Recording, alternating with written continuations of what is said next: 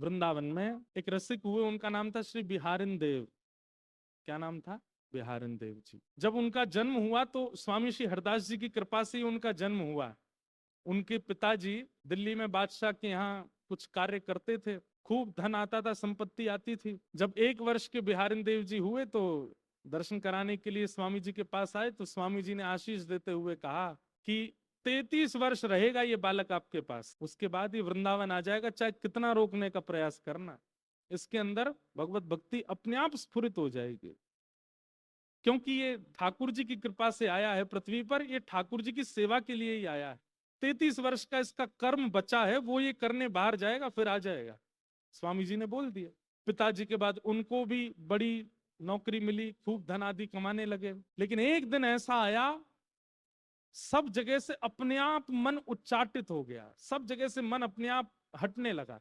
जैसे जॉब छोड़ने का मन होता है तो रेजिग्नेशन लेटर देते हैं, अब हमें जॉब नहीं करनी, हमें छुट्टी दे दो। ऐसे इन्होंने भी बादशाह के यहाँ कहा कि भाई अब हमसे सेवा नहीं हो पाएगी, आप कोई और ढूंढ लीजिए। लेकिन बादशाह बोला आप कहीं नहीं जाओगे, आप मेरे पास ही रहोगे, आपसे श्रेष्ठ मुझे कार्यकर्ता नहीं मिलेगा। सब लोग इधर देखो। इनके मन में इतनी चिंता हुई कि मैं इतना योग्य क्यों बन गया कि बादशाह मुझे छोड़ ही नहीं रहा है। आप विश्वास नहीं करेंगे, एक दिन उन्होंने मन में विचार किया मैं इतना योग्य हूं तभी तो मुझे नहीं छोड़ रहा है।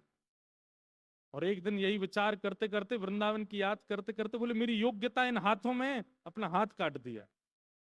और हाथ काट करके राजा के सामने जाकर के बोले अब मैं आपके किसी काम का नहीं हूं, अब तो मुझे छोड़ दो। बादशाह बोला भैया तुम मानव ही हो ना, ऐसा क्या है वृंदावन में, ऐसा क्या है उस धाम में कि तुमने अपने हाथ ही काट दिए, किसी काम का नहीं बचूं मैं। सहर्ष अनुमति दे दी, आप जाइए। प्रसन्न मुद्रा में गए वृंदावन, और जैसे ही निधिवन राज में जाकर के स्वामी श्री हरदास जी महाराज को दंडवत प्रणाम किया, स्वामी जी की दृष्टि पड़ी, हाथ काट लिए वृंदावन के लिए कि मैं किसी के योग्य ना रह पाऊं, मेरे हाथ रहेंगे तो सब मुझसे क्रिया करवाएंगे संसार की, मैं हाथ ही काट देता हूं। स्वामी जी की जब दृष्टि पड़ी, नेत्र सजल हो गए स्वामी श्री हरदास जी के, और वो अश्रु बिंद ही कृपा के रूप में बिहारिन देव जी के हस्त कमल पर जब पड़ा तो पुनः उनके हाथ प्रकट। बिहारिन देव जी घबरा गए, बोले जय जय, ये हाथ आ गए राजा मोह फिरते ले जाएगो। बोले नहीं, ये हाथ अब राजा की सेवा के लिए नहीं आए, अब ये बिहारी जी की सेवा के लिए आए, अब तुम बिहारी जी की सेवा करो। और श्री बिहारिन देव जी स्वामी जी के पश्चात बिहारी जी की सेवा विठल विपुल देव जी को, और उनके पश्चात फिर बिहारी जी की सेवा बिहारिन देव जी को प्राप्त, ठाकुर जी की सेवा करते थे।